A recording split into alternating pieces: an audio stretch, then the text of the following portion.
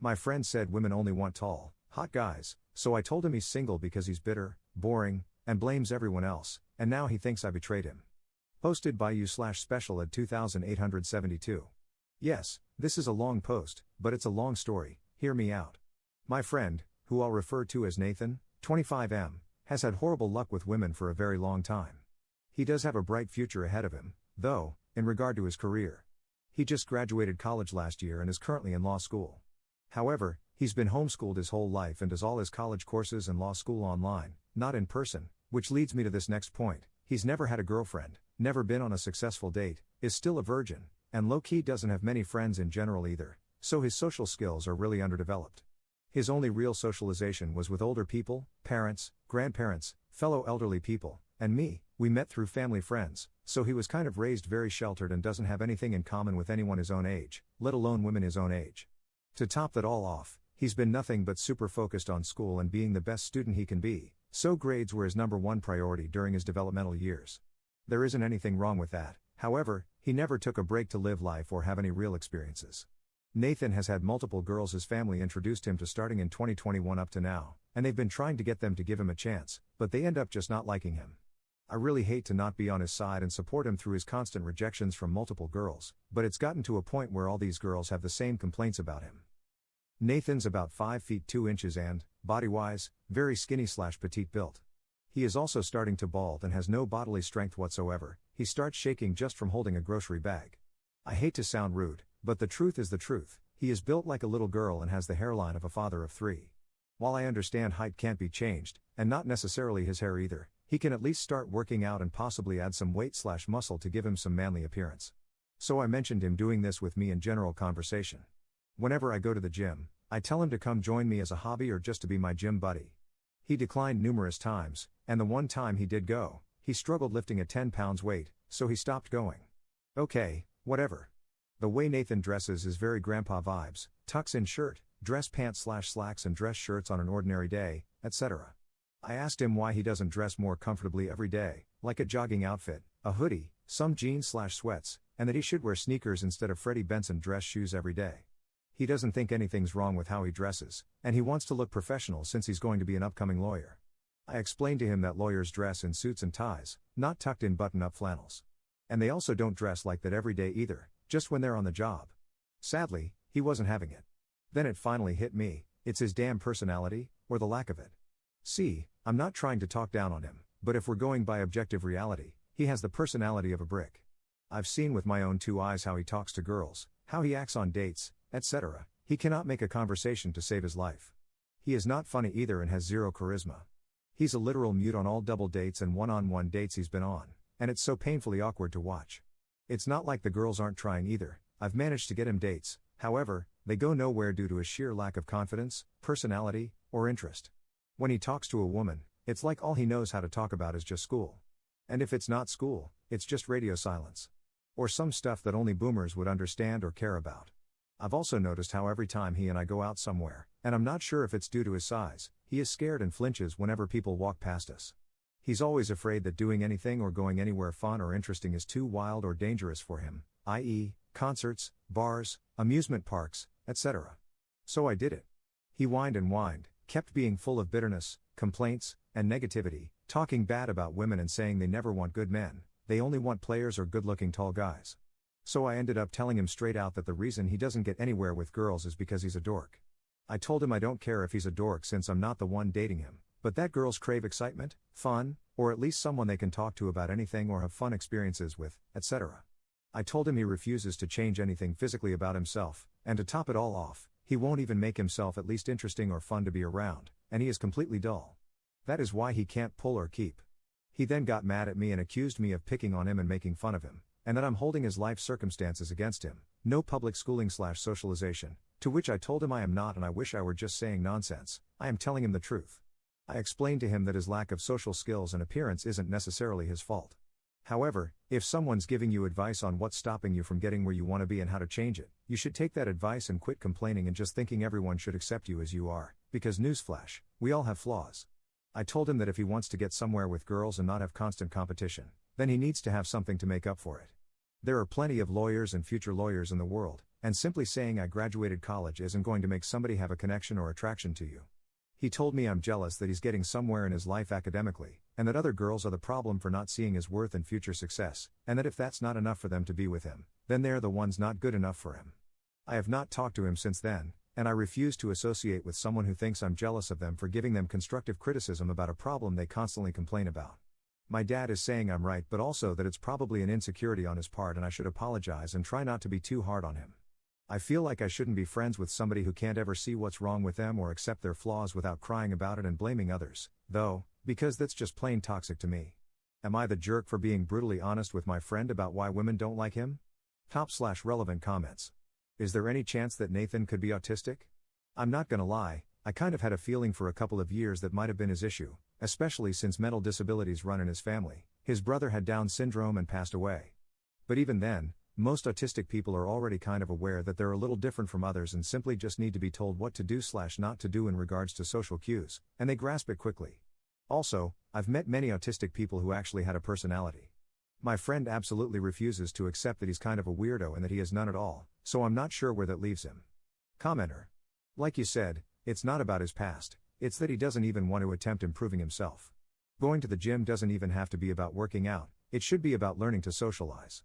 Maybe he needs to take an art class, yoga class, or something just so he can learn how to talk to people in general before he goes on dates. Ops response. I've tried to introduce him to a lot of my friends, so he can try to have a friend group. He failed numerous times to get along with them due to a lack of anything in common or, once again, not being able to make conversation or even say something funny to at least break the ice. He also thinks they're all reckless, dangerous, and bad influences because they go to parties and drink here and there. They're literally 25 plus, so I'm not sure what the big deal is if they party or have a beer. Commenter 2. But as unrelated practical advice, I think asking him to do things he knows he would not enjoy, like concerts and bars, is not helpful. I would encourage him to find and pursue time in a hobby he has any sort of potential interest in. Because then you can talk to other people who also pursue that hobby, which immediately gives you something to talk about. Usually, it's not too hard to find a club or group for any potential hobby that exists. This is really helpful for people who are bad at holding conversations. Ops response. Oh, I've tried that. The thing is, he has no hobbies or interests. He's just school, family, and more school. I've recommended hobbies to him, like getting into cars, sports, even video games. All of it is unappealing to him so long as it's something fun and not something to do with being ultra serious, respectful, and studying, unfortunately. What kinds of things does Nathan like to talk about? He only likes to talk about boring things or things from hundreds of years ago. He'll talk about war, history facts, evolution/Viking days, etc. When I say boomer stuff, I mean he doesn't watch anything but the news, reads newspapers, I didn't even know they still made them, and only talks about work/school, plays bingo, and gets along only with elders. Yes, those could be his hobbies, which I don't have an issue with or care that he's into them. It's just the point that the women I know would be into him and have these same interests, he's not into. He doesn't want a girl in his league. He wants the popular, beautiful, charming women with multiple better options than him, but they also have to be a virgin and have the demeanor of Mother Teresa at the same time. Then, when they don't like him or have any of these same interests as him, or he finds out said woman doesn't exist, obviously, he gets all bitter and whiny. I don't know if he was raised on Disney princess movies or something, but dude doesn't want to live in reality. Commenter 3. The part about him being jumpy and scared whenever anyone passes by him is what stands out the most. Is it possible that he was abused? He was homeschooled, so no one would have seen anything, but a lot of times that is the reaction people develop when they have to walk on eggshells as a child in their home because they didn't know what to expect from parents and when they would get mad at something. Ops response. No, he was not abused. He was a very loved child, actually. Maybe neglected developmentally, but not abused. He's just paranoid of the outside world for some reason. Update 3 days later. I just wanted to say that I got in contact with Nathan and apologized to him for being too harsh towards him. I tried explaining to him that even though I was harsh, I was just frustrated and trying to help him since I figured he needed someone to be blunt with him, but it wasn't my intention to hurt his feelings or anything. I made sure to express that I do care about him as a person and just wanted to guide him since he seemed lost in the world of dating. He didn't really accept my apology, told me that I'm on the path to being a broke, loser bum because I'm in a different field than him, and he has decided that everything I told him was just out of jealousy. He said, and I quote, he is owed the highest form of respect for being a good man who is a future legal representative, and since I wasn't giving him that, we should stop being friends. He also attempted to tell me that I should watch out for disrespecting him because in the future my life will be in his hands and he'll have the power to put me in jail. I assured him that jealousy and the highest form of respect definitely weren't the case lol, but if that's how he feels, then so be it. At least I know I tried and did my part. I also wanted to answer some questions I saw people leave under the original post for some clarity. Yes, he is 5 feet 2 inches. Yes, he is very skinny and small. Every physical attribute I've mentioned and described is real. Some people thought I was over-exaggerating or just straight up lying, but I am not.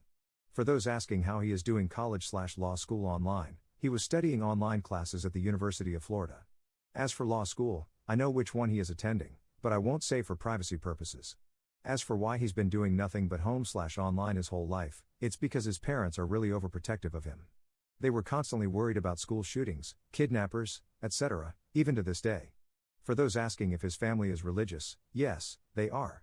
However, mine is too, and so are many others. This has not stopped anyone from growing into a different or better person, nor has it caused me or anyone I know, besides Nathan, to have a one-track mind. For those asking if he is autistic, he isn't diagnosed, so I don't want to say yes, but does he exhibit signs of severe autism? Yes he does. The lack of social/self-awareness was a clear sign for me, but I don't want to label him that if I'm wrong. For those who mentioned how he plans to be a lawyer with no talking/social skills, I mentioned this to him during our last conversation. I told him to forget about women, and politely explained that he also needs to improve his communication and social skills if he plans to be a lawyer, because without that he isn't going to make it very far. He told me he's got it all figured out, and as long as he gets that degree, that's all he needs to be ultra successful in law. I told him that's not how it works, and you quite literally have to be slightly manipulative and convincing in order to make a name for yourself, because what good is your degree if you suck at actually performing your job? He once again tried to tell me that I'm jealous and don't know what I'm talking about. So yeah, after all that, I've accepted that our friendship is over, and I'm not sure where he's going to land in the future, whether in regards to romantic relationships or his actual career. I was also the only friend he had, so I do wish him the best and hope life doesn't humble him to the point of no return. I don't think he's a bad person, just out of touch with reality, and I hope that doesn't backfire too harshly on him. Top/relevant comments. Commenter. In the original post, you mentioned that he had a disabled sibling who died young. Your former friend isn't necessarily autistic. His parents coped with the pain of one child dying by isolating their remaining child for safety. They kept him away from life experiences and developing social skills by never putting him in situations where he was forced to learn to interact with other people. He's wildly ignorant as a result, and arrogant in his ignorance. This is developmentally normal for a young teenager. Just how old was he when his brother died? If you have the mental bandwidth, keep a line of communication open. If and when he realizes that he's been neglected, he may reach out to you. You don't have to put up with any BS, but if he's honestly gotten to that point, a kind word or two could be part of how he develops. Ops response. He only died a year ago. Not long enough to shield Nathan from the world. They've been doing this.